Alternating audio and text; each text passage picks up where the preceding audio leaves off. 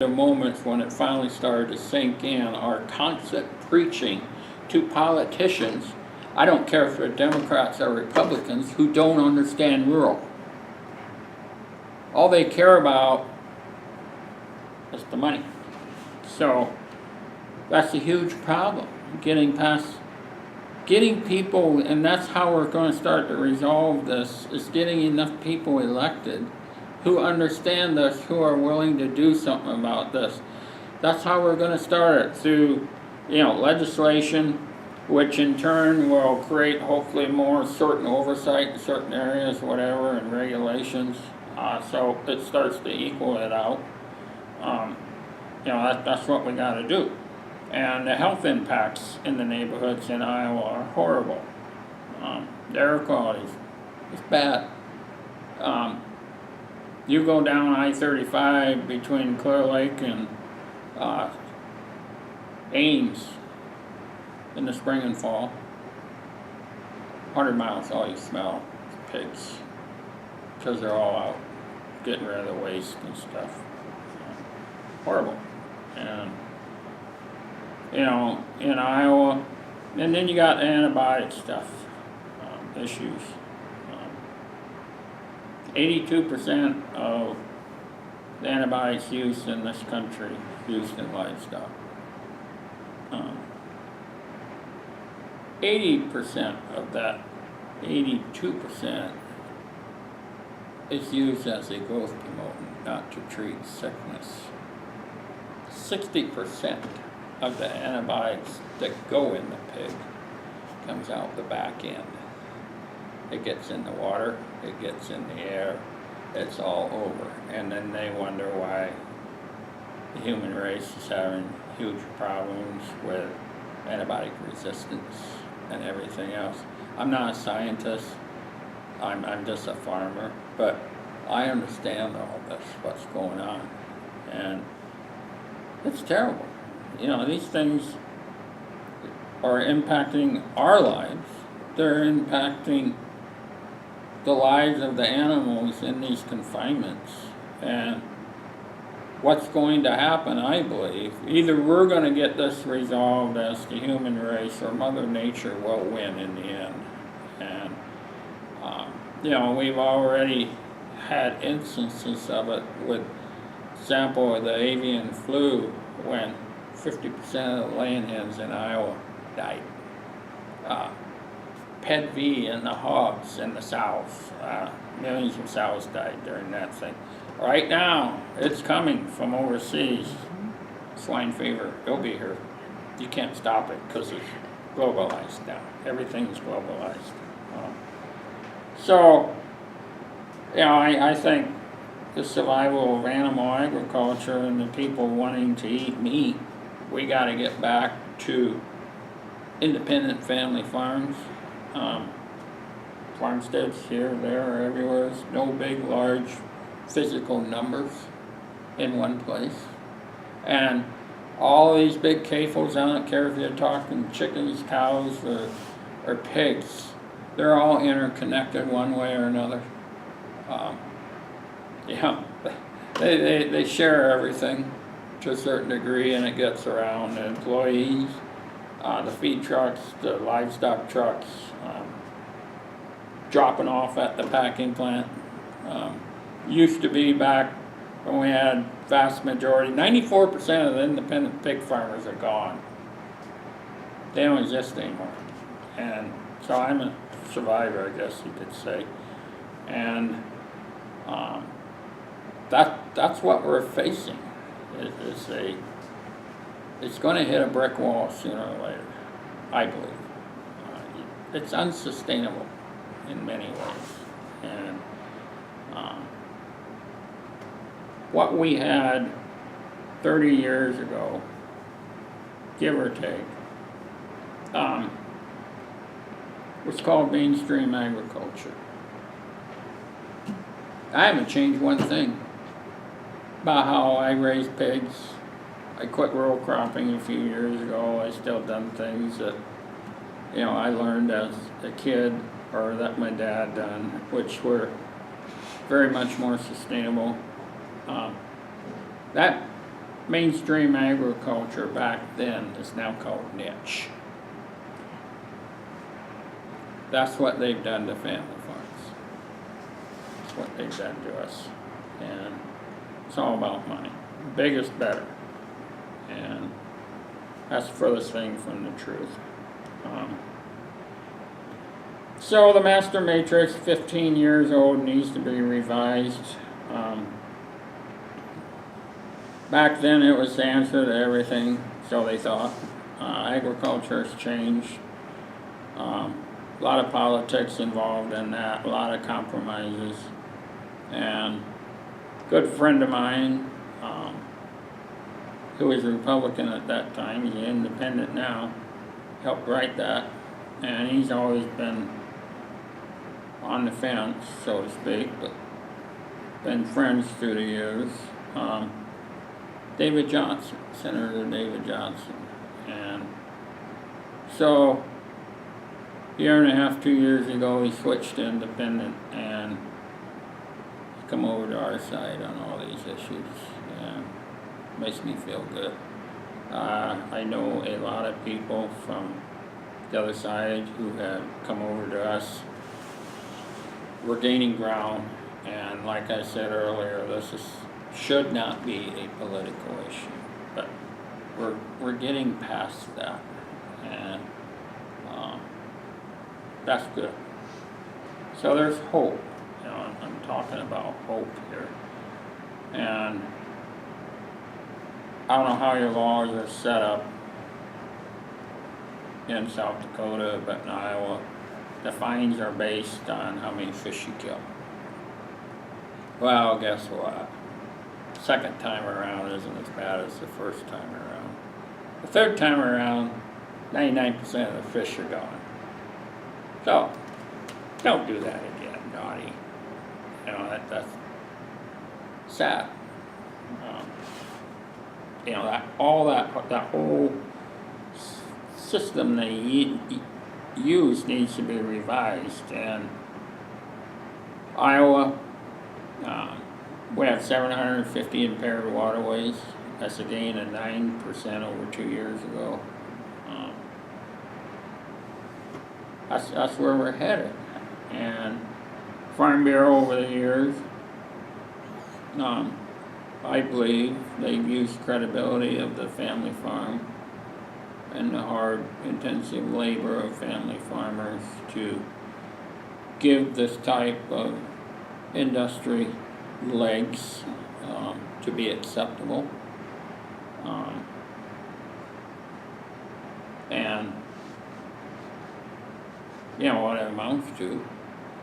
They're destroying one neighborhood at a time, dividing up one neighborhood at a time. And what we've got going on in Iowa, and I see a lot of it nationally with the Farm Bill and everything else, we basically have a free-for-all for this, about these issues on this industry. It's out of control. And it needs to be addressed. And every time there's a little bit of opportunities, I guess you'd call it, and a few things done, but it amounts to Band-Aids. And life goes on, and then the next CAFO comes along in the neighborhood, and another one, and then they wonder in rural Iowa anyway why people don't get out and vote. Why? A lot of hopelessness there. You gotta change that all around. Get people out, get them to vote. Whether for what you believe in, whether you're a family farmer or a consumer concerned about the meat safety, the meat quality, the antibiotics. One thing to keep in mind, silence is acceptance on these issues. Be loud. Be courageous. Whether you're fighting them coming into your neighborhood or your county or at the national level or the state level, now's the time to fight like hell. We gotta beat them. And I think we can beat them. Get this industry under control. So, I could talk for hours on different things. And just one short thing here. Demand for pork. Well, I got the figures right here. From 1960 through 2018 projected.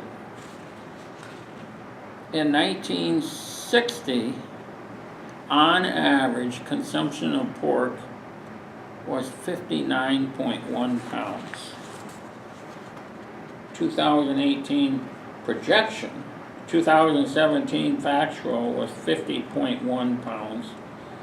2018 is 50.9. So all this building of all these hog factories and big beef feedlots and all these big chicken CAFOs, it's all for export. It's not for domestic supply. And big money, big international corporations, politics, it's all about money, big money. And, you know, we're the ones out here in rural Iowa or rural South Dakota, whatever, and the consumers and the environment, we're all the ones being sacrificed for this. And I'll say if the country, if the people, the general population knew what was going on with agriculture, everything I just said, it would be unacceptable in this country. Totally unacceptable and unexcusable. So our key is educate on these issues. Because we all eat and we all drink the water. So, I think I covered everything at the moment. So. Any questions? Anybody have any questions? Questions. I love questions. Please share with us your invitation to speak at Yale University. Pardon? Please tell us about your invitation to be a guest speaker at Yale. Yeah, things happen. You know, I speak a lot different places, and sounds like we're going to be doing 4 again around Minnesota, and I get all over. And a few years ago, I done the Vermont Law School, and I thought that was wow, big. And then 2.5 weeks ago, out of the blue, I got a invitation to come speak at Yale, 28th.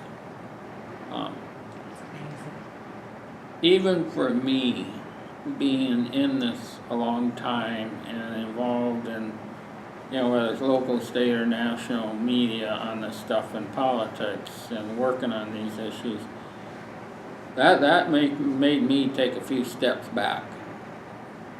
I was speechless. What do they want you to speak on? Huh? What do they want you to speak on? Yeah. Family farm versus industrial agriculture.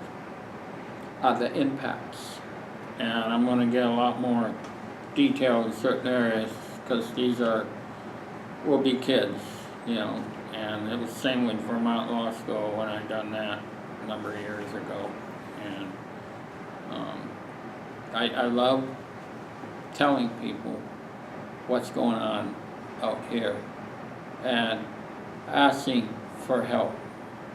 I'm asking them to help rural America and the family farms and the residents.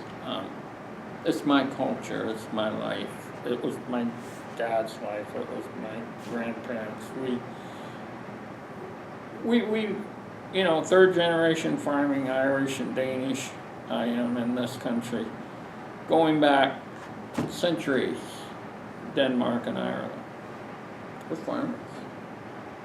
Damn proud of it. And the physical labor type of farmers. And yeah, I'm 64, the wife is 62. She works full time. You know, I do all this stuff off farm. We farm part time yet, but I just got done farrowing the fall batch of pigs. I do antibiotic free Berkshires, and I sell into a group called Berkshire Gold in Iowa. We got 120 producers, and it's breed specific, Berkshire's only. 80%, 2 semi-loads a week now amongst all the producers, and 20% goes overseas, specifically to Japan. The other 80% is domestic, basically East and West Coast. And then I started a kind of little thing of my own, a Facebook thing, and I'm selling a lot of them on Facebook. And we went through the A-cent hogs. I was a 2,500 head a year, fail to finish, independent pig farmer, and the A-cent hogs hit 98, and we hung on for a couple of years, went through hell, but we ended up filing a bankruptcy or lose it all, and decided to change things, and went into the Berkshires, and you think of the tens of thousands of independent pig farmers who went broke and lost it all, and the politicians done nothing. Do you get a premium for your hogs? Pardon? Do you get a premium for your hogs? The Berkshires? Yeah. Oh, yeah. Versus- We're getting basically close to double the commercial market. We got locked in, not individual contracts. You know, we all own our pigs, and not individual contracts, but group contracts. We're all getting the same price, and we have a packer who kills for us, and you know, we're getting close to double what the regular market is. I couldn't even tell you what it is right now. And the Facebook thing, this year I'm probably going to sell 100 through Facebook, and I post, you know, I got thousands of friends because of the work I do in Iowa and local and nationwide. I have some pigs that travel quite far, and they come and pick them up. And high quality stuff. Berkshires have won national and international tasting and meat quality awards. They're kind of like Kobe beef, the Berkshire breed is. And When they come pick them up, the meat's already processed, right? at the locker, yep. Yep, I get the price for the pig. And I got a locker they're pretty big. It's like a mini packing plant. They take 9 at a time. So that really helps me out, you know, as far as, you know, everything else I'm doing. And the beauty of Berkshire Gold is I save enough back for my Facebook business, and then the rest of them I sell back into Berkshire Gold as feeder pigs to somebody else finishing out, because all this advocacy work I do and traveling. I've been married 44 years, I like to stay married. But, you know, she's a farm girl, and we work our tails off. Like I was saying, I'm 64. She's 62 this summer. We baled over 4,000 small square bales of hay. That's kind of our cash money to help with the budget. But, every year we say we're getting too old for this, but we still do it. So, anyway, but point being, I'm proud to be a family farmer, and I'll stick up for our culture and our way of doing things. It's better than what the industry is doing and has done.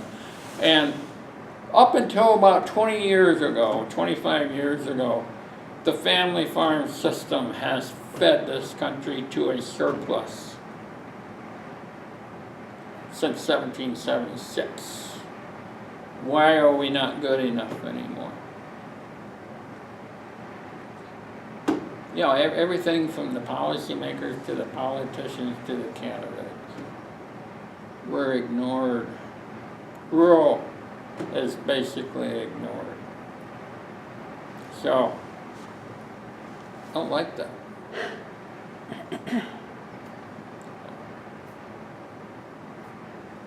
I'm a talker, so,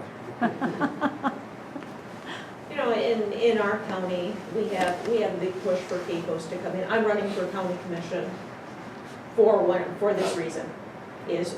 Right, so far, they've been pretty much unfettered.